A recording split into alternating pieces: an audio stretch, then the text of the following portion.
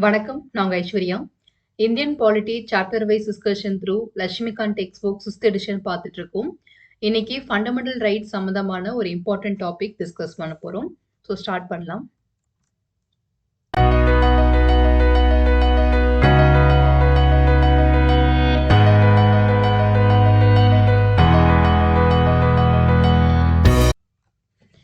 Lesson 97 இன்னைக்கு நம்ம பார்க்க போறோம். ஃபண்டமெண்டல் ரைட்ஸ் அப்படின்ற டாபிக்ல இது நம்மளுடைய 7வது வீடியோவாக இருக்கும். 7th video. டாபிக் என்னன்னா equality of law and equal protections of law அப்படின்னு சொல்லக்கூடியது. ஸோ இப்போதான் நம்ம ஆர்டிகல் 14 ஸ்டார்ட் பண்ண போறோம். ரைட் டு ஈக்குவாலிட்டி அப்படின்னு சொல்லிட்டு நமக்கு முதல் உரிமை கொடுத்துருப்பாங்க இல்லையா? அந்த ரைட் டு ஈக்குவாலிட்டியில டோட்டலா நமக்கு ஒரு 5 ஆர்டிகல்ஸ் இருக்கு. 14ல இருந்து 18 வரைக்கும் இருக்கு. அதுல பர்டிகுலரா ஆர்டிகல் 14 அப்படின்ற தலைப்பு தான் இன்னைக்கு நம்ம டிஸ்கஸ் பண்ண போறது. ஈக்குவாலிட்டி ஆஃப் லானா என்ன அர்த்தம்னா சட்டத்தின் முன் அனைவரும் சமம். அதான் ஈக்குவாலிட்டி ஆஃப் லா அப்படின்றது. ஈக்குவல் ப்ரொடெக்ஷன்ஸ் ஆஃப் லா அப்படின்னா எல்லாருக்குமான சமமான உரிமை, ஒரு சட்ட ரீதியாக சமமான ஒரு பாதுகாப்பு எல்லாருக்கும் கொடுக்கப்படும் அப்படின்ற ஒரு விஷயம் தான் ஈக்குவல் ப்ரொடெக்ஷன்ஸ் ஆஃப் லா அப்படின்னு சொல்லக்கூடியது. ஸோ இது ரெண்டு விஷயமே ரொம்பவே இம்பார்ட்டன்ட் ஆனது. ஸோ அதை பற்றி தான் இன்னைக்கு நம்ம டீட்டெயிலாக டிஸ்கஸ் பண்ண போறோம். ஸோ அதுக்கு முன்னாடி நம்ம ஒரு பேசிக் இன்ட்ரோடக்ஷன் பார்த்துடலாம். அதுக்கப்புறமா நம்மளோட கண்டென்ட் நம்ம ஆரம்பிச்சிடலாம். ஸோ லட்சுமிகாந்த் டெக்ஸ்ட் புக்கை டோட்டலாக பார்த்தீங்கன்னா 11 சாப்டர்ஸ் டிவைட் பண்ணியிருக்காங்க. அதில் first chapter constitutional frame work. ஃபர்தராக இந்த சாப்டர் 11 பார்ட்ஸாக டிவைட் பண்ணியிருப்பாங்க. ஃபர்ஸ்ட் பார்ட் ஹிஸ்டாரிக்கல் பேக்ரவுண்ட் அந்த மாதிரி 1 by 1 இருக்கும். நம்ம இது வரைக்கும் 6 பார்ட்ஸ் கம்ப்ளீட் பண்ணியாச்சு. இந்த 6 பார்ட்ஸ்லையுமே நம்ம என்னென்ன தலைப்புலாம் வீடியோவாக பார்த்துருக்கோம் அப்படின்றத பின்னாடி பார்ப்போம். இப்போ நம்ம கரண்ட்டாக இருக்கிறது ஃபண்டமெண்டல் ரைட்ஸ் அப்படின்ற டாப்பிக்கில் இருக்கும். ஹிஸ்டாரிக்கல் பேக்ரவுண்டில் இந்த எல்லா தலைப்பு சம்மந்தமாகவும் ஒவ்வொரு வீடியோவாக நான் பதிவு பண்ணியிருக்கேன். அண்ட் மேக்கிங் ஆஃப் கான்ஸ்டியூண்ட் அசம்பிளியும் அதே மாதிரி தான் எல்லா தலைப்புலையுமே நம்ம ஒவ்வொரு வீடியோவாக பார்த்துருக்கோம். சைலண்ட் ஃபீச்சர்ஸ் அப்படின்றதுலையும் ஒவ்வொரு தலைப்புலையுமே நம்ம ஒவ்வொரு வீடியோஸ் டிஸ்கஸ் பண்ணியிருக்கோம். அண்ட் இது எல்லாமே அதனுடைய கண்டினியூஷன் தான். ப்ரியாம்பிள் அப்படின்றது டோட்டலாக நம்ம ஒரு 18 வீடியோ வரைக்கும் பார்த்துருப்போம். தனித்தனி டாப்பிக்கில் ஒவ்வொரு வீடியோவாக நான் பதிவு பண்ணியிருக்கேன். யூனியன் அண்ட் டெரிட்டரி அப்படின்றதுல ஆர்டிகல் 1ல இருந்து 4 வரைக்கும் இருக்கக்கூடிய எல்லா கண்டென்ட், அது மட்டும் இல்லாமல் இந்த தலைப்பு சம்மந்தப்பட்ட எல்லா இன்ஃபர்மேஷன்ஸுமே இதில் நம்ம பார்த்துருக்கோம். ரொம்பவே டீட்டெயிலாக இதில் நான் எக்ஸ்பிளைன் பண்ணியிருக்கேன். அண்ட் சிட்டிசன்ஷிப் அப்படின்றது நம்ம லாஸ்ட்டாக பார்த்த டாபிக். இது ஆர்டிகல் 5ல இருந்து 11 வரைக்கும் இருக்கக்கூடிய கண்டென்ட்டை எக்ஸ்பிளைன் பண்ணியிருப்பாங்க. இதுக்கான எல்லா லிங்க்குமே டிஸ்கிரிப்ஷன் பாக்ஸில் அஸ் அ பிளேலிஸ்ட்டாக இருக்குது.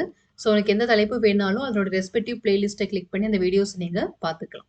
ஸோ இப்போ நம்ம பார்த்துட்டு இருக்கிறது ஃபண்டமெண்டல் ரைட்ஸ். சோஃபார் பார்த்தீங்கன்னா இந்த எல்லா தலைப்புமே நம்ம டிஸ்கஸ் பண்ணியாச்சு. டோட்டலாக ஒரு 6 வீடியோ நம்ம பார்த்துருக்கோம். இப்போ நம்ம 7th வீடியோவான equality of law and equal protection of law அப்படின்றத பார்க்க போகிறோம். அண்ட் இதுலவே மற்ற டாபிக்ஸ் வரக்கூடிய நாட்களில் நம்ம ஒவ்வொரு டாப்பிக்காக நம்ம கம்ப்ளீட் பண்ணி ஆகணும். ஓகே, ஸோ நம்ம இன்னைக்கு டாபிக் ஆரம்பிச்சிடலாம். Right to equality. ஸோ நான் முன்னாடியே சொன்னேன் இல்லையா, நமக்கு ஃபண்டமெண்டல் ரைட்ஸில் பார்த்தீங்கன்னா டோட்டலாக நமக்கு 6 உரிமைகள், 6 ஃப்ரீடம்ஸ் பற்றி நமக்கு எக்ஸ்பிளைன் பண்ணியிருப்பாங்க. அதில் ஃபர்ஸ்ட் ஃப்ரீடம் எதுன்னு பார்த்தீங்கன்னா ரைட் டு ஈக்குவாலிட்டி. இந்த ரைட் டு ஈக்குவாலிட்டி அப்படின்றது ஆர்டிகல் 14ல இருந்து 18 வரைக்கும் கவர் ஆகும். பர்டிகுலரா ஆர்டிகல் 14 அப்படின்றதான் equality of law, equality before law and equal protections of law. சட்டத்தின் முன் அனைவரும் சமம் அப்படின்றது ஈக்குவாலிட்டி பிஃபோர் லா அப்படின்றது. ஈக்குவல் ப்ரொடெக்ஷன்ஸ் ஆஃப் லா அப்படின்னா சட்டங்கள் அனைவருக்கும் சமமான பாதுகாப்பை கொடுக்க வேண்டும் அப்படின்ற ஒரு விஷயம் ஈக்குவல் ப்ரொடெக்ஷன்ஸ் ஆஃப் லா அப்படின்றது சொல்லியிருக்காங்க. இந்த 2 கான்செப்டுமே நமக்கு எக்ஸ்பிளைன் பண்ணியிருப்பாங்க. இது நம்ம இதுக்கு முன்னாடி வீடியோவில் பார்த்துருப்போம்ல, ஒவ்வொரு ஆர்டிகல்ஸாக எடுத்து அதனுடைய டிஸ்கிரிப்ஷன் நம்ம பார்த்துருந்தோம். ஸோ ஜஸ்ட் இந்த ஆர்டிகல் இதை பற்றி டீல் பண்ணுது அது வரைக்கும் தான் நம்ம பார்த்துருப்போம். அந்த ஆர்டிகல்குள்ள அதனுடைய மீனிங் என்ன, அது எதுலேருந்து நம்ம எடுத்திருக்கோம், என்ன மாதிரியான பாதுகாப்பை கொடுக்குது, என்ன மாதிரியான உரிமைகள் கொடுக்குது அப்படின்ற விஷயங்கள் எல்லாத்தையுமே டீட்டெயிலாக நம்ம ஒவ்வொரு தலைப்பாக பார்க்க போகிறோம். இப்போ பர்டிகுலராக ஈக்குவாலிட்டி பிஃபோர் லானா என்னது, ஈக்குவல் ப்ரொடெக்ஷன் ஆஃப் லானா என்னது, இது எங்கேருந்து நம்ம அடாப்ட் பண்ணிக்கிட்டோம், எந்த மாதிரியான சமத்துவத்தை இது மக்கள் கிட்ட கொடுக்குது, எதை நிலைநாட்டுவதற்காக இது கொடுக்கப்பட்டிருக்கு அப்படின்ற விஷயங்கள் எல்லாமே நம்ம பார்க்க போகிறோம். ஸோ ஃபர்ஸ்ட் பேசிக் இன்ட்ரோடக்ஷன் பார்ப்போம். Article 14 says that state shall not deny to any person equality before the law or equal protections of law within the territory of India. So இதுதான் வந்து அடிப்படையான ஒரு டெஃபினேஷன். அதாவது இந்திய எல்லைக்குள்ள within the territory of India, இந்தியாவோட நிலப்பரப்புக்குள்ள எந்த ஒரு மனிதனுக்கும் நீங்க சமமான பாதுகாப்பு அண்ட் சமமான ஒரு சமத்துவம் அப்படின்னு சொல்லுவோம் இல்லையா, ஈக்குவாலிட்டி பிஃபோர் லா, இதை வந்து நீங்க யாருக்குமே மறுக்க கூடாது. ஷால் நாட் டினை அப்படின்னு கொடுத்துருக்காங்க. மறுக்கப்படக்கூடாது. நான் கொடுக்க மாட்டேன், உனக்கு நான் சமமான உரிமை கொடுக்க மாட்டேன் அப்படின்ற மாதிரி நீங்க யாருக்குமே சொல்லக்கூடாது. நம்ம இந்திய வரையறைக்குள்ள, இந்திய எல்லைக்குள்ள இருக்கக்கூடிய எல்லா மனிதர்களுக்குமே எல்லா உரிமைகளுமே சமமாக கொடுக்கப்படணும். ஆனா அந்த உரிமைகளுக்கான பாதுகாப்பையும் நீங்க சரிசமமா கொடுக்கணும். எந்த விதமான ஏற்றத்தாழ்வுகளையும் நீங்க பார்க்க கூடாது. எந்த விதமான ஒரு பாகுபாடு, டிஸ்கிரிமினேஷன் நீங்க பார்க்க கூடாது. யாருக்குமே நீங்க சிறப்பு அந்தஸ்து கொடுக்க கூடாது அப்படின்ற மாதிரி எல்லாமே இதுல சொல்லியிருக்காங்க. So Article 14 says that shall not deny to any person equality before the law or equal protections of the law within the territory of India. அடுத்த பாயிண்ட் பாருங்க. This provision confers right on all persons. So இந்த all பர்சன்ஸ்னா என்ன அர்த்தம்னா, நம்ம இதுக்கு முன்னாடி பார்த்துருப்போம்ல, citizens as well as foreigners ரெண்டு பேருக்குமே வந்து ஆர்டிகல் 14 வந்து செல்லும், அவங்களால என்ஜாய் பண்ண முடியும் அப்படின்னு பார்த்துருக்கோம். ஸோ இந்த ஆல் பர்சன்ஸ் அப்படின்னா என்ன அர்த்தம்னா, இந்தியாவுடைய பிரஜையாக இருந்தாலும் சரி, இந்திய நாட்டில் வாழக்கூடிய மனிதராக இருந்தாலும் சரி, இந்த இரண்டு நபர்களுக்குமே சமத்துவம் அப்படின்ற இந்த உரிமை வந்து கொடுக்கப்படுகிறது. ஸோ அப்படின்றத தெளிவாக சொல்லியாச்சு. So this provision confers rights on all persons whether citizen or foreigners. So இந்த ஃபாரினர்ஸ் அப்படின்னு நம்ம பார்க்கும்போது இந்த இடத்துல ஃப்ரெண்ட்லி ஏலியன்ஸ் மட்டும்தான் வருவாங்க, எனிமி ஏலியன்ஸ் வரமாட்டாங்க. ஓகே, அந்த பாயிண்ட்டை நீங்கள் நோட் பண்ணிக்கணும். ஃபர்ஸ்ட் பாயிண்ட் இது. செகண்ட் பார்த்தீங்கன்னா, இந்த பர்சன் அப்படின்னு சொல்லியிருக்காங்க இல்லையா, ஸோ இந்த பர்சன் வந்து சிட்டிசன்ஸ் ஆர் ஃப்ரெண்ட்லி ஏலியன்ஸ் ரெண்டுமே எடுத்தாச்சுன்னு சொல்லியாச்சு. அப்போ மனிதர்களை மட்டும்தான் இது குறிக்குமா அப்படின்னு கேட்டால் அந்த மாதிரி எதுவும் இல்லை, நிறுவனங்களையும் இது குறிக்கும். ஓகேவா? ஸோ மனிதர்கள் மட்டும் இல்லாமல் லீகல் பர்சன்ஸ் அப்படின்னு சொல்லுவாங்க. ஹியூமன்ஸ் அப்படின்றது ஜஸ்ட் பர்சன்ஸ் அப்படின்னு சொல்லக்கூடியது. லீகல் பர்சன்ஸ் அப்படின்னா ஒரு ஆர்கனைசேஷன்ஸ், கம்பெனிஸ், கார்பரேஷன்ஸ் இந்த மாதிரி இருக்கு இல்லையா, அவங்க எல்லாருமே லீகல் பர்சன்ஸ் அப்படின்னு சொல்லுவாங்க. ஸோ இந்த ஆல் பர்சன்ஸ் அப்படின்றதுல it also includes legal person.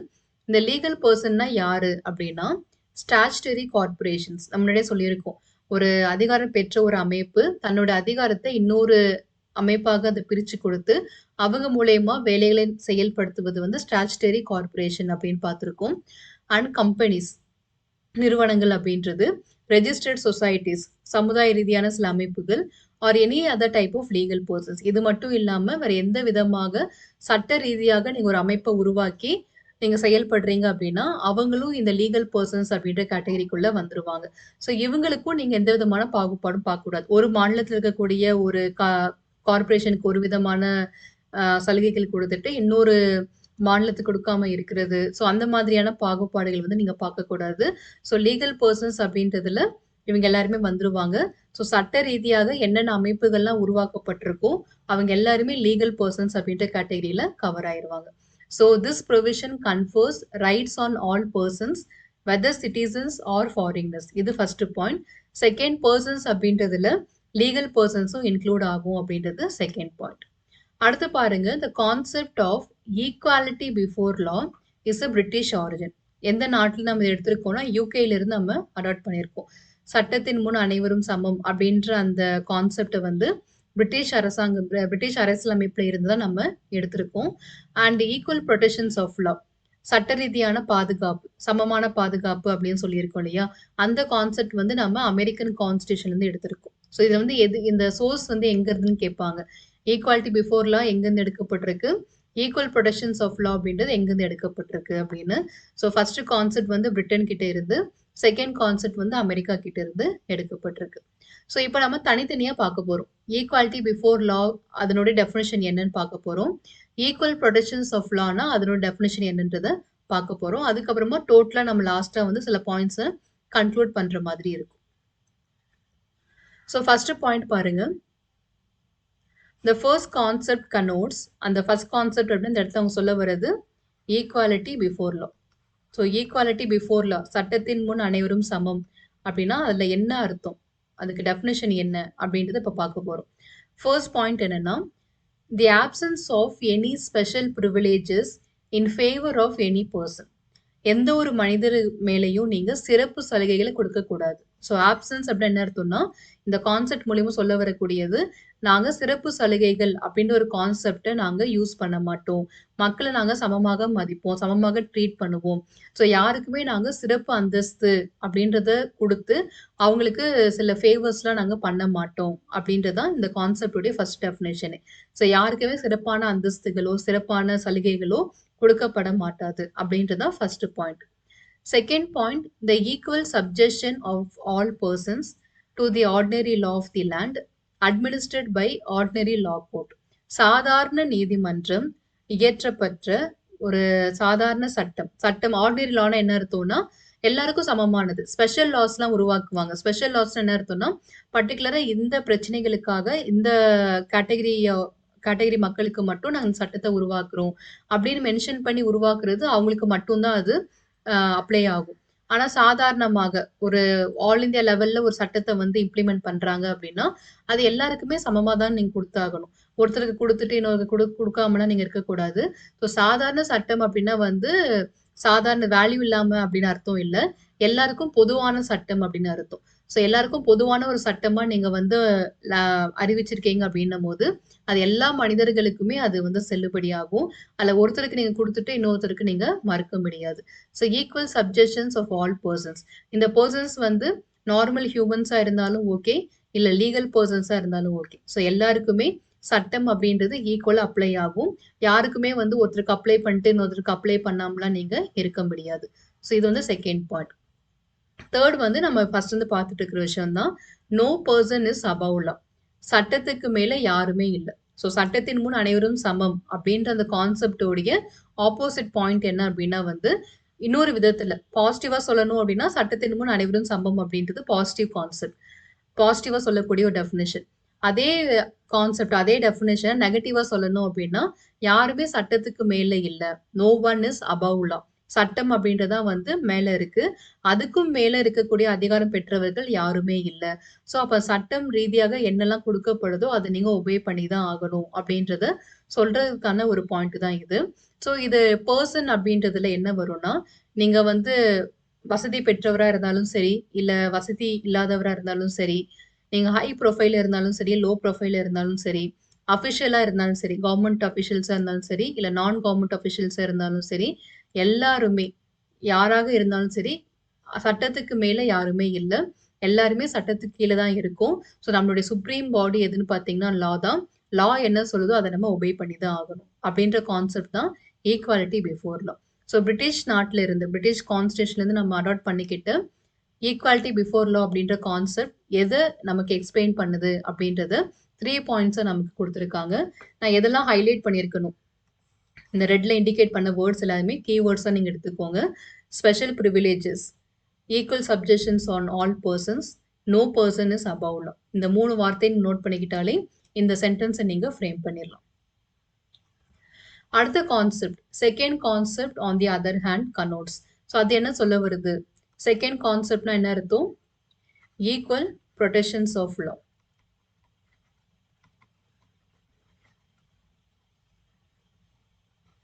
சட்டங்கள் அனைவருக்கும் சமமானது. சமமான பாதுகாப்பை கொடுக்கணும் அப்படின்றது, சம பாதுகாப்பை வழங்க வேண்டும். சட்டம் அப்படின்னு நீங்க ஒரு விஷயத்த வந்து உருவாக்குறீங்கன்னா, அது எல்லாருக்கும் சமமான பாதுகாப்பை குடுக்க வேண்டும் அப்படின்றது தான் ஈக்குவல் புரொடெக்ஷன்ஸ் ஆஃப் லா அப்படின்னு சொல்லக்கூடியது. இந்த கான்செப்ட்ட நம்ம USA நாட்டுல இருந்து, அமெரிக்கன் கான்ஸ்டிடியூஷன்ல இருந்து நம்ம எடுத்திருப்போம். இந்த கான்செப்ட் வந்து நமக்கு என்ன சொல்ல வருது? அவங்களுடைய டெஃபினிஷன் என்ன அப்படின்றது பார்க்கலாம். The equality of treatment under equal circumstances, both in privileges conferred and liabilities imposed by the laws அப்படின்னு சொல்லியிருக்காங்க.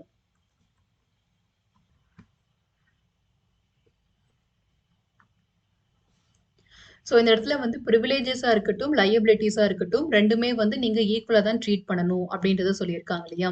ஸோ செகண்ட் கான்செப்ட் பொறுத்தவரைக்கும், the equality of treatment under equal circumstances. இது வந்து ரொம்ப ரொம்ப இம்பார்ட்டன்டான ஒரு கான்செப்ட் இது. நீங்க ஒரு மனிதனுடைய பிரிவிலேஜ்னா என்ன அர்த்தம்னா, சலுகைகள் அப்படின்னு எடுத்துக்கலாம். நீங்க சலுகைகளா இருக்கட்டும், பர்ட்டிகுலரா நம்ம யாருக்காவது சில நேரத்துல சலுகைகள் குடுப்போம். ஃபார் எக்ஸாம்பிள் ஒரு 100 மெம்பர்ஸ் வந்து ஒரு 100 வேக்கன்ஸிஸ் இருக்கு. சீட் வேக்கன்சி இருக்கு. அதுல நம்ம வந்து ஒரு 10 சீட் அப்படின்றது எஸ்சி கேட்டகரிக்கு வந்து நம்ம அலோகேட் பண்றோம். ஓகேவா? ஸோ அப்போ இந்த இடத்துல வந்து நீங்க பாகுபாடு பார்க்குறீங்களா? 100 சீட் அப்படின்னு இருக்கு. அப்ப நீங்க என்ன பண்ணணும்? எத்தன பேர் எழுதுறாங்களோ, அதுல முதல் 100 ரேங்க்குள்ள வரவங்களுக்கு தான் நீங்க அந்த 100 சீட்ட குடுக்கணும். அதுக்கு அதுக்கு பேர் தான் சமத்துவம்.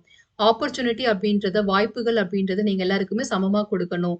நீங்க இந்த மாரி ரிசர்வ்லாம் பண்ணக்கூடாது அப்படின்ற மாரி நீங்க கேட்கலாம்.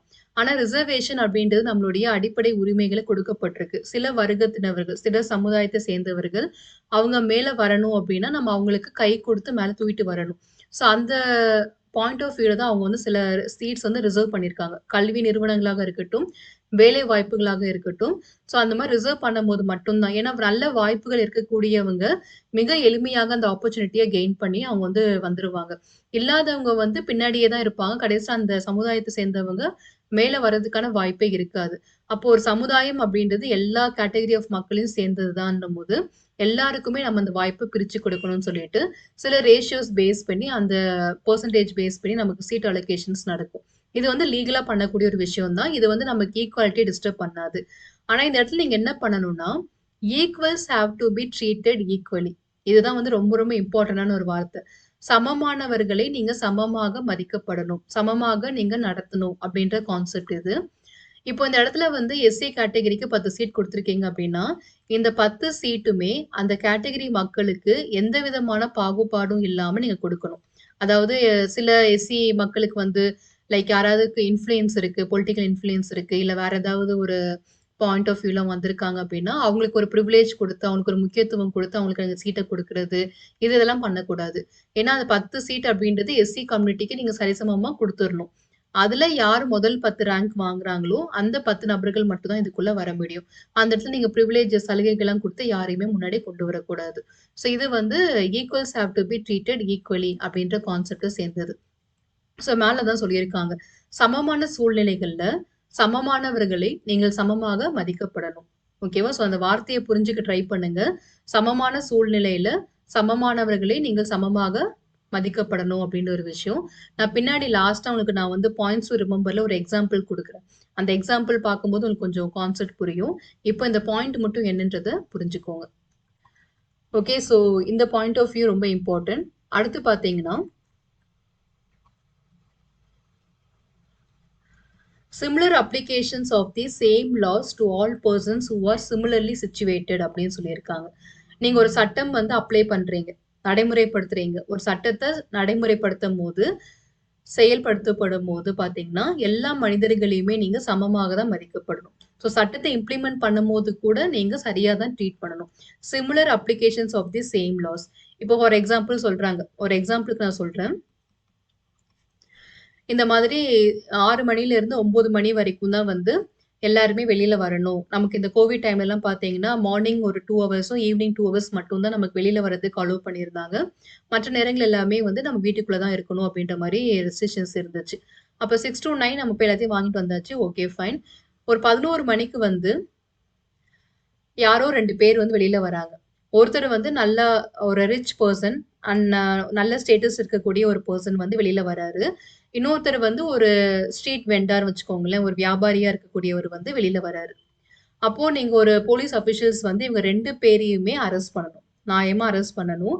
ஆனா, இவங்க இந்த இடத்துல இந்த ரிச் பெர்சன் அந்த பெர்சனுடைய ஸ்டேட்டஸ், அவருடைய பிரிவிலேஜ், அவருடைய இன்ஃப்ளூயன்ஸ் இது எல்லாத்தையுமே மனசுல வச்சு, அந்த பெர்சன வந்து ஜஸ்ட் ஒரு வார்ன் மட்டும் பண்ணிட்டு விட்டுட்டு, இந்த ஸ்ட்ரீட் வெண்டார மட்டும் அரெஸ்ட் பண்ணி வைக்கிறது. அப்போ இந்த இடத்துல என்ன ஆகுது? சட்டம் நீங்க போட்டிருக்கீங்க. 9 மணி மேல யாருமே வெளில வரக்கூடாதுன்றது சட்டம். அந்த சட்டத்த நீங்க எல்லா மனிதர்களுக்கு மேலயுமே ஈக்குவலா தான் நீங்க அப்ளை பண்ணணும். அதுல ஒருத்தர் வந்து ஸ்டேட்டஸ பேஸ் பண்ணி அவர விடுவிக்கிறதும், இன்னொருத்தருக்கு அந்த இன்ஃப்ளூயன்ஸ் இல்லன்றனால அவர அரெஸ்ட் பண்றதும் இந்த மாரி பண்ணீங்கன்னா, அந்த இடத்துல ஈக்குவாலிட்டி இல்லாம போயிருது. ஸோ சட்டம் அப்படின்னு ஒரு விஷயத்த நீங்க அப்ளை பண்ணும்போது, நீங்க சரிசமமா தான் அத நீங்க ட்ரீட் பண்ணணும் அப்படின்ற ஸ்டேட்டஸ பி பாயிண்ட்ல குடுத்துருக்காங்க. ஸோ இதுக்கு பேர் தான் சம பாதுகாப்பு. சட்டங்கள் மூலியமாக எல்லாருக்குமே நீங்க சமமான பாதுகாப்பை குடுத்தாகணும். ஸோ எல்லாருக்குமே அப்பதான் அந்த ஒரு ரிச் பெர்சனையும் அரெஸ்ட் பண்ணி ஸ்ட்ரீட் வெண்டரையும் நீங்க அரெஸ்ட் பண்ணும்போது மட்டும் தான், அந்த ஸ்ட்ரீட் வெண்டருக்கு நம்மளும் வந்து ஈக்குவலா தான் ட்ரீட் பண்ணப்படுறோம் அந்த சமுதாயத்துல. அப்படின்ற ஒரு ஃபீலிங் வந்து வர ஆரம்பிக்கும்.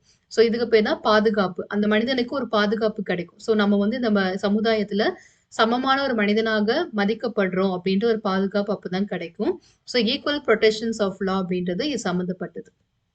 தேர்ட் பாயிண்ட் என்னன்னா, the like should be treated alike without any discrimination.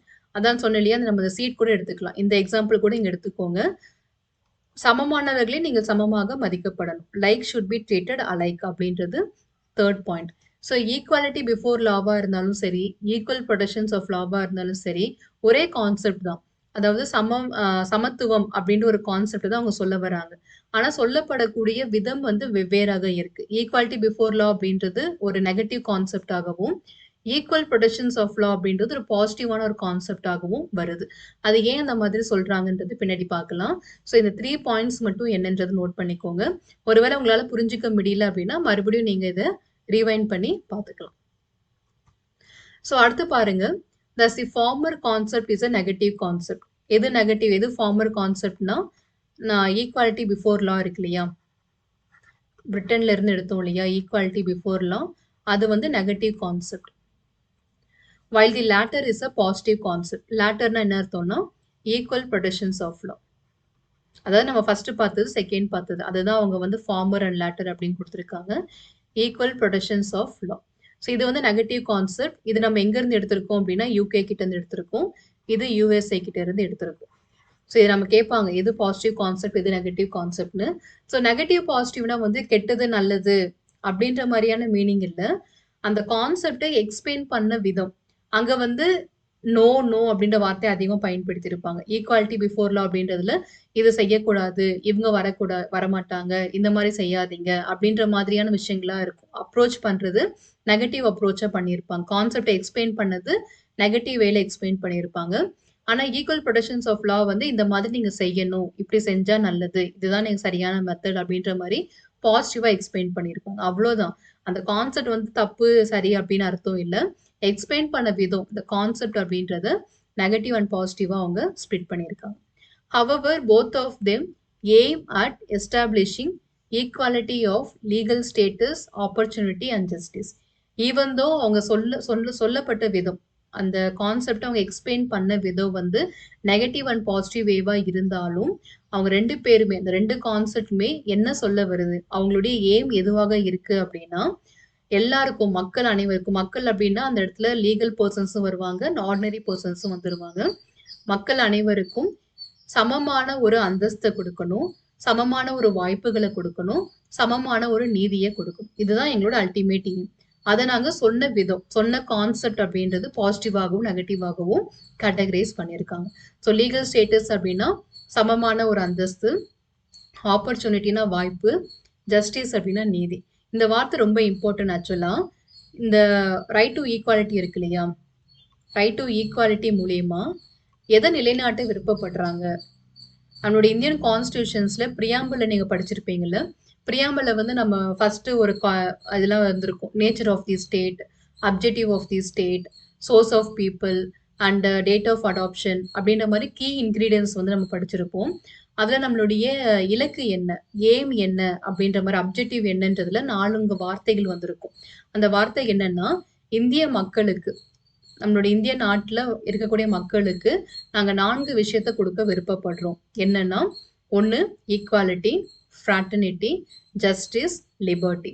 இந்த 4 விஷயத்தையுமே நாங்க நிலைநாட்ட விருப்பப்படுறோம். Equality, fraternity, justice, liberty. So இந்த ஜஸ்டிஸ் அப்படின்றது வந்து பொலிட்டிக்கல் ரீதியாகவும், சோஷியல் ரீதியாகவும், எக்கனாமிக் ரீதியாகவும் கொடுத்துருப்பாங்க. Political justice, social justice and economic justice அப்படின்ற மாதிரி 3 விதமான நீதிகள் இருக்கு. அந்த 3 நீதிகள்ல இந்த சோஷியல் அண்ட் எக்கனாமிக் ஜஸ்டிஸ் இருக்கு இல்லையா? அதை நிலைநாட்டுவதற்காக தான் ஈக்குவாலிட்டி அப்படின்ற ஒரு கான்செப்டை நம்மளுடைய இந்திய அரசியலமைப்புல அடிப்படை உரிமைகளை கொடுத்துருக்காங்க. ஸோ நம்மளுடைய கான்ஸ்டியூஷன் முழுமையுமே பார்த்தீங்கன்னா, பிரியாம்பிள்ல சொல்லப்பட்ட விஷயங்கள்ல என்ஃபோர்ஸ் பண்றதுக்காக உருவாக்கப்பட்டது. அதனால தான் அதை நம்ம வந்து எசன்ஸ் ஆஃப் கான்ஸ்டியூஷன் அப்படின்ற வார்த்தையை நம்ம பயன்படுத்துறோம். ஸோ நம்மளுடைய என்டையர் கான்ஸ்டியூஷனுமே மக்களுக்கான சமத்துவத்தையும், சகோதரத்துவத்தையும், நீதியையும், சுதந்திரத்தையும் கொடுப்பதற்காக தான் உருவாக்கவே பட்டிருக்கு. ஸோ அதுல பர்டிகுலரா இந்த ஜஸ்டிஸ் அப்படின்ற ஒரு கான்செப்ட் இருக்கு இல்லையா? அதுல சோஷியல் அண்ட் எக்கனாமிக் ரீதியா அத நிலைநாட்டுவதற்காக தான் சமத்துவம், ஈக்வாலிட்டி அப்படின்னு ஒரு விஷயத்த நம்ம கொண்டு வந்திருக்காங்க. ஸோ அந்த பாயிண்ட்ட இங்க நோட் பண்ணிக்கோங்க. ஸோ நம்ம கேள்வி இப்படி கேட்கலாம். Equality, right to equality enforcing what type of justice அப்படின்னு நமக்கு ஒரு கேள்வி கேட்டு, social, political, economic both A B A and B அந்த மாரி கேட்குறாங்கன்னா, it comes both social as well as economic. 2 நீதியையுமே நிலைநாட்டுவதற்காக தான் சமத்துவம் அப்படின்ற ஒரு கான்செப்டே வந்திருக்கு. ஓகே, அடுத்து பாருங்க. Supreme court held that where equals and unequals are treated differently, Article 14 does not apply. ஓகேவா? ஸோ இந்த ஸ்டேட்மெண்ட் வந்து நான் ஒரு சின்ன கேப் குடுக்குறேன். நீங்க மறுபடியும் படிங்க. படிச்சுட்டு, பாஸ் பண்ணிட்டு, யோசிச்சு பாருங்க. இந்த வார்த்தைய யாரெல்லாம் இப்ப நான் சொல்லப் போற டெஃபினிஷன் சொல்லுவேன் இல்லையா? ஜஸ்ட் ஒரு கேப்க்கு அப்புறம் நான் சொல்றேன். நான் டிஃபைன் பண்ற எக்ஸ்ப்ளனேஷன யாரெல்லாம் கெஸ் பண்ணீங்க அப்படின்றத கமெண்ட்ல சொல்லணும். ஓகேவா? ஸோ இந்த ஸ்டேட்மெண்ட் உங்களுக்கு புரிஞ்சுச்சு அப்படின்னா, சோ ஃபார் நம்ம பார்த்துட்டு இருக்கக்கூடிய அந்த எல்லா கான்செப்ட்டுமே உங்களுக்கு புரிஞ்சிருச்சு அப்படின்னு அர்த்தம். அத டெஸ்ட் பண்றதுக்காக தான் நான் கேப் விடுறேன். So supreme court held that where equals and unequals are treated differently, article 14 does not apply. இந்த ஸ்டேட்மெண்ட்ட உங்களால புரிஞ்சுக்க முடியுதான்னு பாஸ் பண்ணிட்டு யோசிச்சு பாருங்க. யோசிச்சுட்டு அதுக்கப்புறமா கெஸ் பண்ணிட்டீங்க அப்படின்னா செக் பண்ணுங்க. கெஸ் பண்ண முடியலன்னா தெரிஞ்சுக்கோங்க. ஓகேவா? யாரெல்லாம் ரைட்டா கெஸ் பண்ணீங்களோ, அவங்க எல்லாருமே கமெண்ட்ல என்ன சொல்லலாம்? யாஹ் ஐ கெஸ்ட் இட் அப்படின்ற அந்த ஃப்ரேஸ் வந்து நீங்க ஆட் பண்ணலாம். ஓகேவா? ஸோ ஐ கெஸ்ட் இட் அப்படின்ற ஃப்ரேஸ் வந்து ஆட் பண்றவங்க எல்லாருக்குமே இந்த கான்செப்ட் வந்து புரிஞ்சிருச்சு. அவங்க வந்து கெஸ் பண்ணியிருக்காங்க அப்படின்ற மாரி அர்த்தம். ஓகே. ஸோ நம்ம பார்க்கலாம் இப்போ.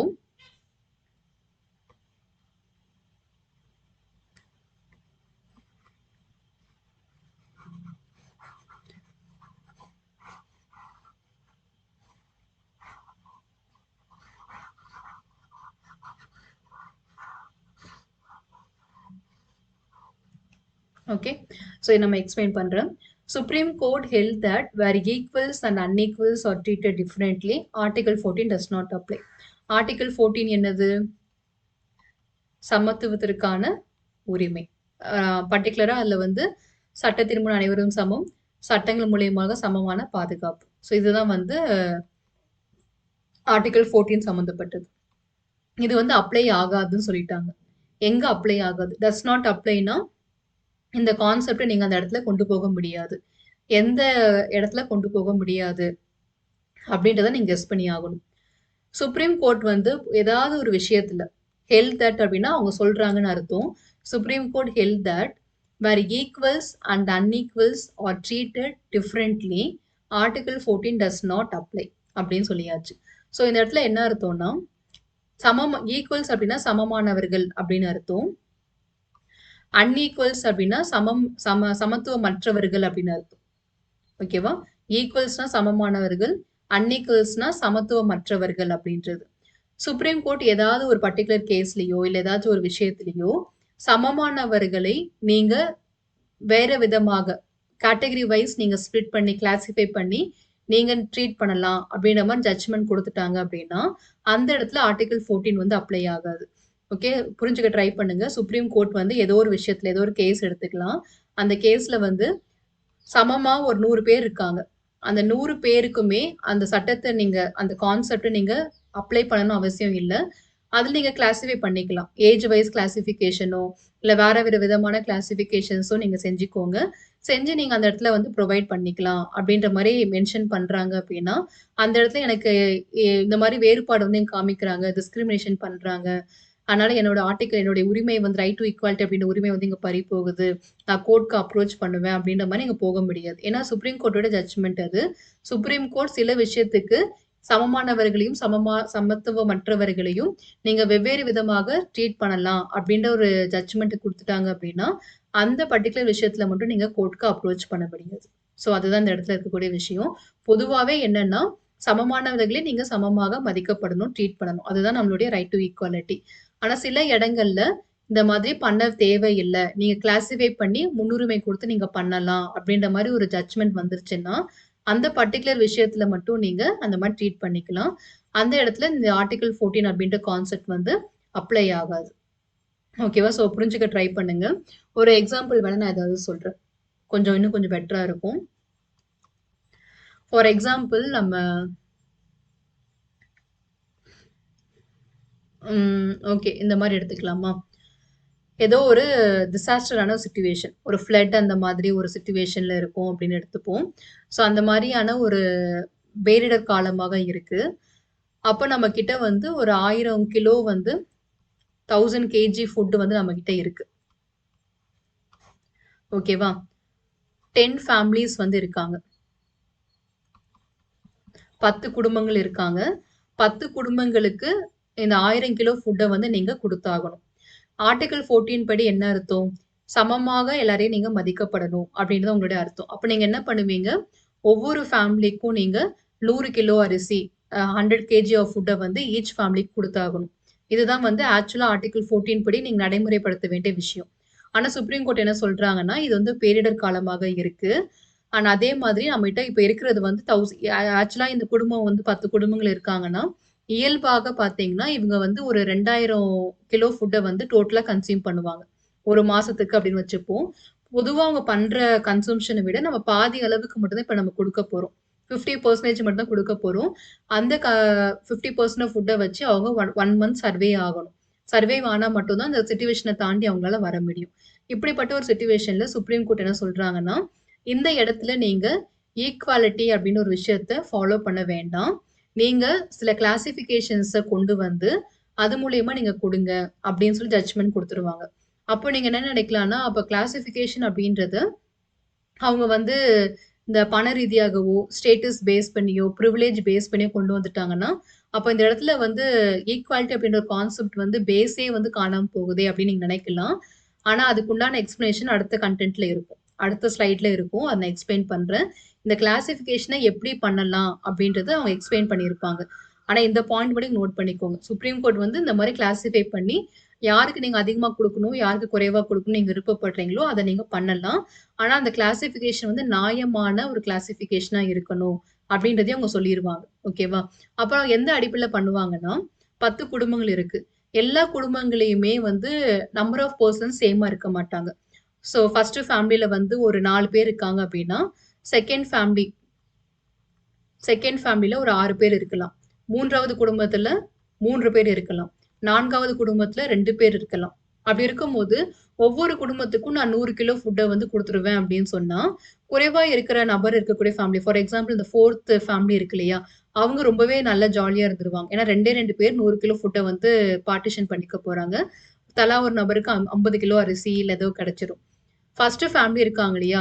அவங்களுக்கு வெறும் 25 கிலோ தான் ஒரு மனிதருக்கு கிடைக்கும். 6 பேர் இருக்கக்கூடிய ஃபேமிலிக்கு இன்னும் குறைவா கிடைச்சிரும். ஸோ இந்த மாரி ஒரு அன்ஈக்வாலிட்டி உருவாக ஆரம்பிக்கும். இப்ப நம்ம எல்லா மனிதனையுமே நம்ம காப்பாத்தி ஆகணும். ஸோ எல்லா மனிதர்களுக்குமே நம்ம ஈக்குவலா குடுத்து அவங்கள காப்பாத்த ட்ரை பண்ணணும். ஸோ நம்பர் ஆஃப் பெர்சன்ஸ் அப்படின்றது மட்டும் இங்க எடுத்துக்காம, ஒரே வயசுல இருக்க மாட்டாங்க. சில குடும்பங்கள்ல குழந்தைகள் இருப்பாங்க, வயதானவர்கள் இருப்பாங்க, மிடில் ஏஜ் பீப்பிள் இருப்பாங்க. ஸோ அதுவும் நம்ம யோசிச்சே ஆகணும். ஸோ இப்ப நெறைய கேட்டகரைசேஷன் இருக்கிறதுனால, இந்த டிசாஸ்டர் மேனேஜ்மென்ட்ல என்ன பண்ணுவாங்கன்னா, ஏஜ் பேஸ் பண்ணி ஒரு ஒரு ஒரு வயசுல இருந்து 15 வயசுக்குள்ள இருக்கக்கூடிய ஒரு பெர்சன் கேட்டகரி 1. 15ல இருந்து 30 வயசுக்குள்ள ஒரு கேட்டகரி. 30ல இருந்து 50 வயசுக்குள்ள ஒரு கேட்டகரி.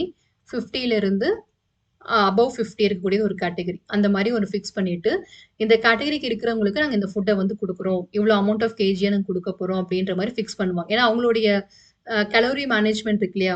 குழந்தைகளுக்கு இவ்ளோ தான் தேவைப்படும். பெரியவங்களுக்கு கம்மியா தான் தேவைப்படும். இடைப்பட்ட இடத்துல இருக்கக்கூடியவங்களுக்கு அதிகமா தேவைப்படும். இதுல வந்து 15-30 இருக்கிறவங்களுக்கு தான் ஃபுட் அதிகமா தேவைப்படும். பிகாஸ் அவங்களுக்கு அந்த ஏஜ்க்கு இதுக்கு வந்து கலோரி அதிகமா தேவைப்படும். ஸோ அதெல்லாம் அவங்க மையமா வச்சு அத ஸ்ப்ளிட் பண்ணி அத கால்குலேட் பண்ணி ஒவ்வொரு குடும்பத்துக்கும் நம்பர் ஆஃப் பெர்சன்ஸ பேஸ் பண்ணி அவங்க ஃபுட்ட வந்து குடுப்பாங்க. அப்ப இந்த கால்குலேஷன்ஸ்லாம் பண்ணி குடுக்கும்போது, அந்த இடத்துல ஒரு அன்ஈக்வாலிட்டி உருவாகும். ஒரு குடும்பத்துக்கு அதிகமா கிடைக்கும், ஒரு குடும்பத்துக்கு கம்மியா கிடைக்கும். ஸோ அது எல்லாமே இவங்க இத பேஸ் பண்ணி தான் குடுத்துருக்காங்க. ஏன்னா எல்லா மனிதர்களையுமே காப்பாத்தி ஆகணும் அப்படின்ற சூழ்நிலையில. இப்ப நீங்க யோசிச்சு பாருங்க. ஒரு குடும்பத்துக்கு 100 கிலோ ஃபுட் அப்படின்னு குடுக்குறது வந்து ஒரு விதமா வச்சுக்கோங்க. இந்த மாரி கால்குலேட் பண்ணி குடுக்குறது ஒரு பக்கம் வச்சுக்கோங்க. இல்ல எது வந்து பெஸ்ட் ஈக்வாலிட்டி அப்படின்னு பார்த்தீங்கன்னா, இந்த மாதிரி அவங்களோட தேவைகள தெரிஞ்சு நீங்க குடுக்குறீங்க இல்லையா? அதுக்கு பேரு தான் ஈக்வாலிட்டி. ஓகே. ஸோ இந்த இடத்துல இங்க என்ன பண்ணிடக்கூடாதுன்னா, equals have to be treated equally அப்படின்னு நம்ம ஒரு கான்செப்ட் நான் சொன்னேன் இல்லையா? இந்த இடத்துல நீங்க என்ன தப்பு பண்ணிறக்கூடாதுன்னா, இந்த 1லேருந்து 15 வயசுக்குள்ள இருக்கக்கூடியவங்க, ஃபர்ஸ்ட் ஃபேமிலில ஒரு நபர் இருக்காரு. 2வது ஃபேமிலிலயும் ஒரு நபர் இருக்காரு. இவருக்கு நீங்க 10 கிலோ ஃபுட் குடுக்குறீங்க அப்படின்னா, இவருக்கும் நீங்க 10 கிலோ ஃபுட்ட குடுக்கணும். அவருக்கு 10 குடுத்துட்டு இவருக்கு 8 குடுத்தா தான் தப்பு. ஒரே வயதுல இருக்கக்கூடிய கேட்டகரிய சேர்ந்தவங்களுக்கு ஒரே விதமா நீங்க ட்ரீட் பண்ணணும். ஸோ அவருக்கு 10 குடுத்தீங்க அப்டின்னா, இவருக்கும் 10 குடுக்கணும். அவருக்கு 5 குடுத்தீங்கன்னா, இவருக்கும் 5 தான் குடுக்கணும். ஸோ இதுக்கு பேர் தான் ஈக்வாலிட்டி. ஓகேவா? ஸோ இத நான் புரிஞ்சுக்க ட்ரை பண்ணுங்க. யாருக்கெல்லாம் இது தெளிவா புரிஞ்சிருச்சோ, அவங்க வந்து கமெண்ட் பண்ணுங்க. பிகாஸ் கமெண்ட் பண்ணா மட்டும் தான் எனக்கு தெரியும். யாரெல்லாம் ஃபாலோ பண்ணிட்டு இருக்கீங்க, யாருக்கெல்லாம் இந்த கான்செப்ட் புரியுதுன்றது தெரிய வரும். நம்மளுடைய கம்யூனிகேஷன் மீடியமே கமெண்ட் ஏரியா தான். ஸோ அதனால அத ப்ராப்பரா யுட்டிலைஸ் பண்ணுங்க. ஒவ்வொரு வீடியோ பார்த்துட்டு, இந்த எக்ஸாம்பிள் நான் சொல்றேன் இல்லையா? இது மூலியமா உங்களால புரிஞ்சுக்க முடியுது அப்டின்னா கமெண்ட் பண்ணுங்க. இல்ல இன்னும் ஒரு வேற விதமா எக்ஸ்ப்ளைன் பண்ணுங்க அப்படின்னு சொன்னீங்கன்னா, நான் வேற கான்செப்ட் வச்சு எக்ஸ்ப்ளைன் பண்றேன். ஸோ தட் இன்னும் கொஞ்சம் பெட்டரா புரியறதுக்கு வாய்ப்பு இருக்கு. ஸோ இப்ப நமக்கு இந்த ஒரு பாயிண்ட் தான் நம்ம பார்த்துட்டு இருக்கோம். Supreme court held that where equals and unequals are treated differently. Supreme court சில சிச்சுவேஷன்ஸ்ல நீங்க ஈக்குவல்ஸையும் சமமானவர்களையும் சமமற்றவர்களையும் நீங்க வெவ்வேறு விதமாக ட்ரீட் பண்ணலாம். கிளாசிஃபை பண்ணி ட்ரீட் பண்ணலாம். நியாயமான ஒரு கிளாசிஃபிகேஷன்ஸா அத நீங்க மெயின்டெயின் பண்ணுங்க. அப்படின்ற மாரி ஜட்ஜ்மென்ட் குடுத்துட்டாங்கன்னா, அந்த இடத்துல நீங்க ஆர்டிகிள் 14 எடுத்துட்டு போய், என்னோட உரிமை இங்க பறி போகுது. அந்த குடும்பத்துக்கு அதிகமா குடுக்குறாங்க. எனக்கு குறைவா குடுக்குறாங்க. அப்படின்ற மாரி நீங்க கேஸ்லாம் போட முடியாது. அததான் இங்க மென்ஷன் பண்ணியிருக்காங்க. ஸோ லாஸ்ட் பாயிண்ட் இது. இந்த கன்டென்ட் பார்த்துட்டோம்னா, நமக்கு இந்த கான்செப்ட் வந்து கம்ப்ளீட் ஆயிரும். இது ரொம்ப முக்கியமான ஒரு விஷயம். நெறைய புதிய வார்த்தைகள் எல்லாம் வேற இருக்கு. ஸோ அதனால நான் வந்து ஒவ்வொரு வார்த்தைகளுக்குமே தமிழாக்கம் வந்து மென்ஷன் பண்ணியிருக்கேன்.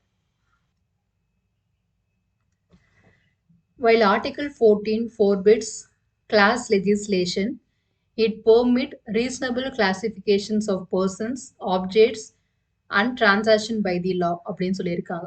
ஸோ ஆர்டிகிள் 14 பொறுத்த வரைக்கும் சில விஷயத்த தடை செய்யுது. ஃபார்பிட்ஸ் அப்படின்னா தடை செய்கிறது அப்படின்னு அர்த்தம். எதை தடை செய்யுது அப்படின்னா, வர்க்க ரீதியான சட்டங்களை. ஒவ்வொரு வர்க்கத்தினருக்கும் ஒவ்வொரு சட்டம். இவங்களுக்கு இந்த சட்டம், அவங்களுக்கு அந்த சட்டம் அப்படின்றத தடை செய்யுது. ஆர்டிகிள் 14 வந்து அத அனுமதிக்கல.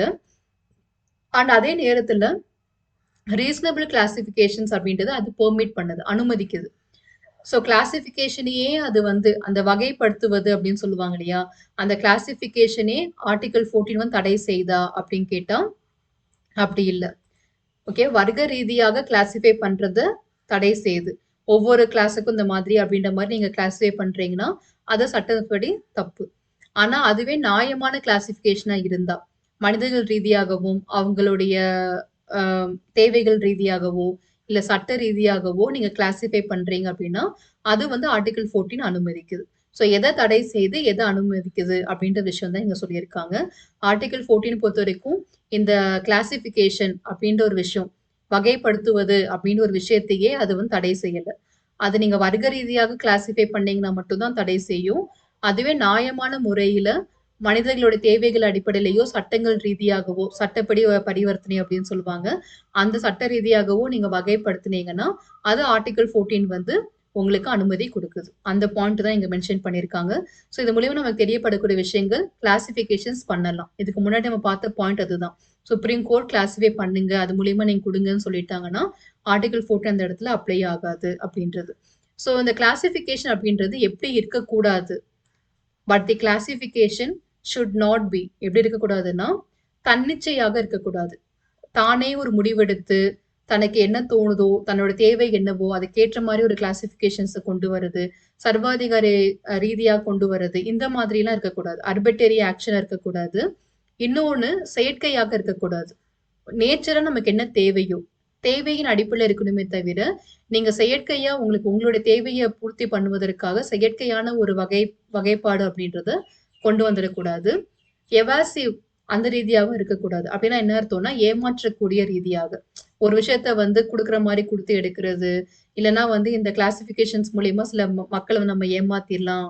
அவங்களுடைய இத நம்ம வந்து எடுத்துக்கலாம் அப்படின்ற மாரி ஏமாற்றும் விதமாகவும் அது இருக்கக்கூடாது. ஸோ கிளாசிஃபிகேஷன் அப்படின்றது நியாயமானதாக இருக்கணும். இந்த மாரி தன்னிச்சையாகவோ, செயற்கையாகவோ, ஏமாற்றும் ரீதியாகவோ இருக்கக்கூடாது. அப்ப எப்படிதான் இருக்கணும்? அப்படின்னு ஒரு கேள்விக்கு வரும் இல்லையா? Rather it should be based on an intelligible differential. இந்த வார்த்தைக்கு மீனிங் என்னன்னா, புரிந்து கொள்ளக்கூடிய வேறுபாடு. நீங்க ஒரு கிளாஸிஃபை பண்றீங்க. இப்ப இதுக்கு முன்னாடி ஒரு ஃபேமிலிய வச்சு நான் ஒரு கான்செப்ட் சொன்னேன். 10 குடும்பங்கள் இருக்கு. லிமிட்டடா தான் ஃபுட் இருக்கு. அத நீங்க வந்து ஈக்குவாலிட்டிய வந்து பேஸ் பண்ணி குடுக்கலாம்னு அவசியம் இல்ல. சுப்ரீம் கோர்ட் குடுத்துட்டாங்க அப்டின்னா, தேவைகளுக்கின் அடிப்படையில நம்ம வந்து அவங்களுடைய கலோரி அடிப்படையில நம்ம வந்து வயதின் அடிப்படையில கிளாஸிஃபை பண்ணி, அந்தந்த குடும்பங்கள்ல எத்தன வயதுக்கு உட்பட்டவர்கள் இருக்காங்களோ, அதெல்லாம் கணக்கெடுத்து, அத கால்குலேட் பண்ணி அவங்களுக்கு வந்து நம்பர் ஆஃப் கேஜிஸ வந்து குடுக்குறோம். அப்ப அதுக்கு பேரு வந்து புரிந்து கொள்ளக்கூடிய வேறுபாடு. நம்ம இந்த வேறுபாட கொண்டு வந்தோம்ன்னு சொன்னா, புரிஞ்சுக்கக்கூடியதாக இருக்கணும். அத அண்டர்ஸ்டாண்ட் பண்றக்கூடியவா இருக்கணும்.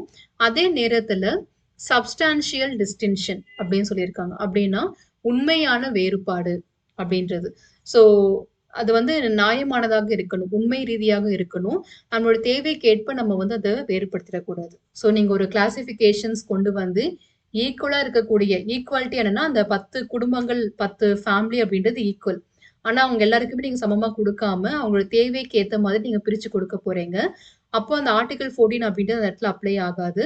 ஏன்னா, அப்ளை ஆச்சுன்னா, யாருக்கு குறைவா கிடைக்குதோ, அந்த குடும்பம் வந்து கேஸ் ஃபைல் பண்றதுக்கு வாய்ப்பு இருக்கு. அப்ப அந்த 10 குடும்பங்களுக்கு வந்து நம்ம இந்த மாரி ஸ்ப்ளிட் பண்ணி குடுக்குறோம். ஆனா, இந்த கிளாசிஃபிகேஷன் அப்படின்றது நியாயமானதாகவும், புரிந்து கொள்ளக்கூடிய ரீதியாகவும் தான் இருக்கு. அவங்களோட தேவைகளுக்கு ஏற்ப நம்ம பிரிச்சு குடுக்குறோம். ஸோ, அது வந்து ஏற்றுக்கொள்ளும்படியாக இருக்கு. ஸோ, இதுக்கு பேர் தான் ஆர்டிகிள் 14ல சொல்லக்கூடிய விஷயங்கள். ஸோ, இந்த பேராவோட மீனிங் என்னன்னா, நம்மளுடைய சரத்து 14 அப்படின்றது கிளாசிஃபிகேஷன் வகைப்பாடு, வகையறை செய்வது அப்படின்ற ஒரு விஷயத்த முழுமையாக தடை செய்யல. அது வர்க்க ரீதியாக நீங்க கிளாசிஃபை பண்ணா மட்டும் தான் தடை செய்யும். அதுவே நீங்க மக்களோட தேவைகளுக்கு ஏற்ப சட்ட ரீதியாக நீங்க கிளாசிஃபை பண்ணீங்கன்னா, அத அனுமதிக்க தான் செய்யுது. ஆனா, அந்த கிளாசிஃபிகேஷன் வந்து புரிஞ்சு கொள்ளும்படியாக இருக்கணும், உண்மையாக இருக்கணும். உங்களோட தன்னிச்சையான முடிவாகவோ, சேர்க்கையாகவோ, ஏமாற்றும் ரீதியாகவோ இருக்கக்கூடாது. அப்படின்றது தான் இந்த பேராகிராஃப் உடைய மீனிங். ஒரு வழியா நம்ம கான்செப்ட்ட முடிச்சுட்டோம் நல்லபடியாக. ஸோ பாயிண்ட்ஸ் டு ரிமெம்பர்ல ஃப்ரம் தி பிகினிங் நம்ம என்ன பார்த்தோமோ, அத நம்ம ரீகால் பண்ணிக்கலாம். ஸோ ஆக்சுவலா இதுதான் ரொம்பவே இம்பார்ட்டன்டான ஒரு area.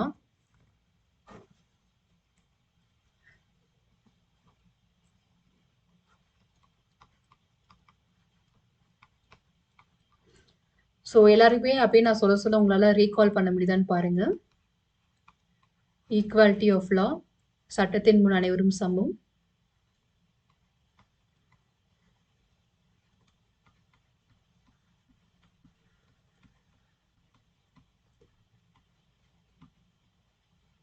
And equal protections of law.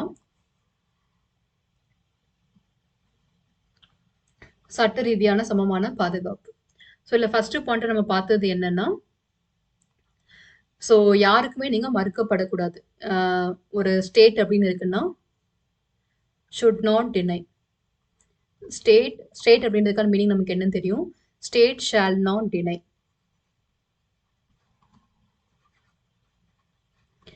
Equality of லா, அது ஷார்ட் ஃபார்ம் எழுதிக்கலாம். Equality of law and equal protections of லா. இதுக்கு வந்து யாருக்குமே நீங்க டினை பண்ணக்கூடாது. எல்லாருக்கும் நீங்க சமமாக தான் கொடுக்கணும். So right to all persons, equal rights to all persons. எல்லா மனிதர்களுக்கும் equal rights to all persons. Okay. அது வந்து ஆர்டினரி பர்சன்ஸ் அவங்களும் இதுல வந்துருவாங்க. லீகல் அப்படின்ற பர்சன்ஸும் வந்துருவாங்க. லீகல் அப்படின்றது கம்பெனிஸ், கார்ப்பரேஷன்ஸ் அண்ட் ஸ்டாச்சுட்டரி சொசைட்டிஸ்லாம் இருக்காங்க இல்லையா? ரெஜிஸ்டர்ட் சொசைட்டிஸ் இவங்க எல்லாருமே இந்த கேட்டகரிக்குள்ள வந்துருவாங்க. ஓகே.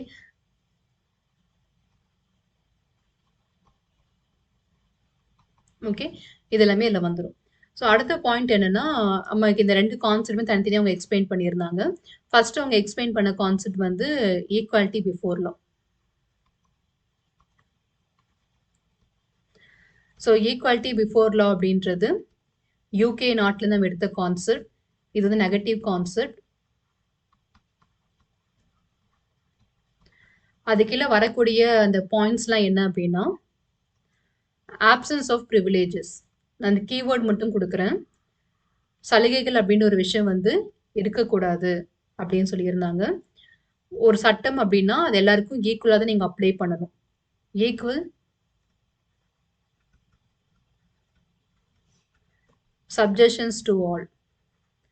அண்ட் 3வது பாயிண்ட் அவங்க சொன்னது நோ ஒன் இஸ் அபவ் லா.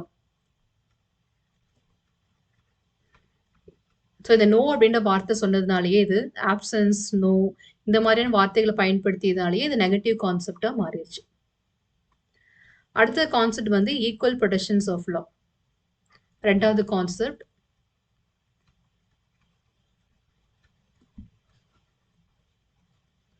இது வந்து யுஎஸ்ஏ அமெரிக்கன் கான்ஸ்டியூஷன் எடுத்தது. இது வந்து பாசிட்டிவ் கான்செப்ட் அப்படின்னு சொல்லியிருப்பாங்க.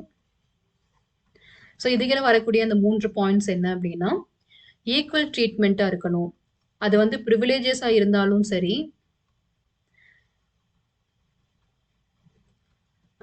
லையபிலிட்டிஸா இருந்தாலும் சரி, ஓகேங்களா? உங்களுடைய கடமைகள் அண்ட் லையபிலிட்டிஸா இருந்தாலும் சரி, 2த்துக்குமே நீங்க வந்து ஈக்குவலா தான் ட்ரீட் பண்ணணும். ப்ரிவிலேஜஸா இருந்தாலும் சரி, லையபிலிட்டிஸ் கடமைகள், பொறுப்புகள் அந்த மாதிரியான விஷயங்கள் அப்படி இருந்தாலும் சரி, 2த்துக்குமே நீங்க ஈக்குவலான ட்ரீட்மெண்ட் தான் குடுத்தாகணும். அடுத்ததாக similar applications of same law, same situation. So சமமான சூழ்நிலையில சமமானவர்களுக்கு சமமான சட்டத்தை நீங்க அப்ளை பண்ணணும். Similar applications of same law to similar persons இல்ல சேம் பர்சன்ஸ் அப்படின்றது. ஸோ இது வந்து செகண்ட் பாயிண்ட்டா அவங்க மென்ஷன் பண்ணியிருந்தாங்க. அண்ட் 3வது வந்து like should be treated alike. சமமானவர்களை சமமாக நீங்க மதிக்கப்படணும். Like should be treated alike. இந்த 3மே செகண்ட் கான்செப்ட்ல வந்தது.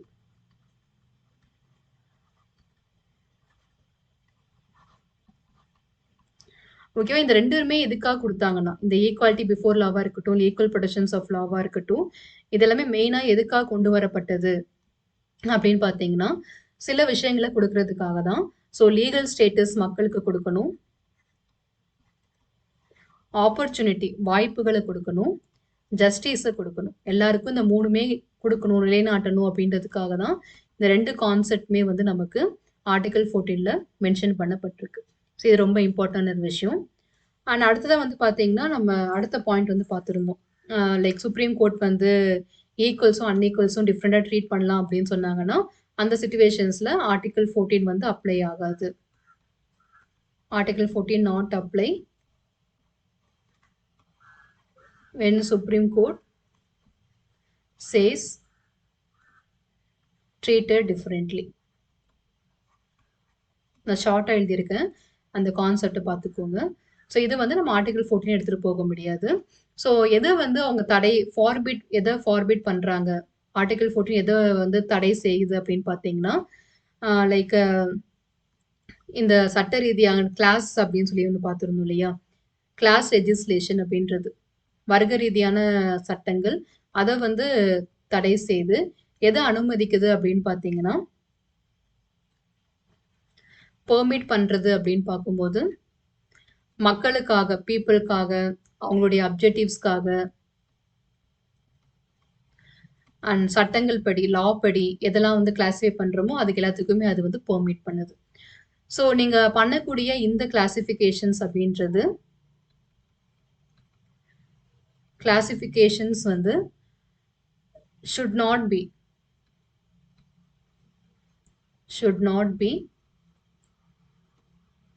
arbitrary, தன்னிச்சையாக எடுக்கக்கூடிய முடிவாக இருக்கக்கூடாது. அண்ட் ஆர்டிஃபிஷியலா இருக்கக்கூடாது. எவாசிவா இருக்கக்கூடாது. ஸோ அப்ப எப்படி இருக்கணும்னா, உண்மை ரீதியாக இருக்கணும். புரிஞ்சு கொள்ளபடியாக இன்டெலெக்சுவலா இருக்கணும். கிளாசிஃபிகேஷன்ஸ் வந்து இன்டெலெக்சுவல் அண்ட் ஸ்டாச்சுட்டரி